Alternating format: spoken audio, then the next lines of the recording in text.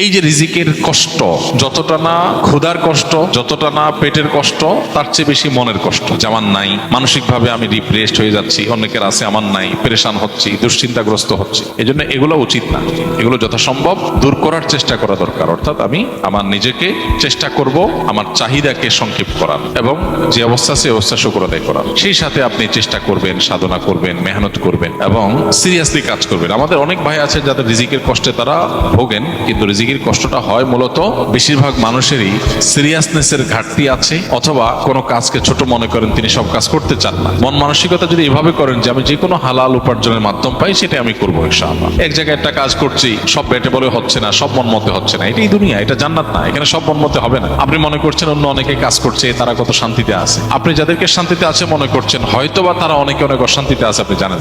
এটা তুলনামূলক ব্যাপার। আমি যখন আমার চাইতে উপরের দিকে তাকাবো তখন মনে হবে আমি গরিব, আবার যখন আমি আমার নিচের দিকে তাকাবো তখন মনে হবে আমি ধনী। নবী করিম সাল্লাল্লাহু আলাইহি সাল্লাম আমাদের এই সমস্যার সমাধানের জন্য দৃষ্টিভঙ্গিটা পাল্টাতে বলেছেন। অর্থাৎ তিনি বলেছেন যে তোমরা দুনিয়ার ক্ষেত্রে তোমাদের চাইতে যারা উপরে আছে তাদের দিকে না চেয়ে যারা তোমাদের চাইতে নিচে আছে, কষ্টে আছে, তাদের দিকে তাকাও। তাদের দিকে তাকালে তোমার কাছে মনে হবে আলহামদুলিল্লাহ আমি তো অনেক ধনী।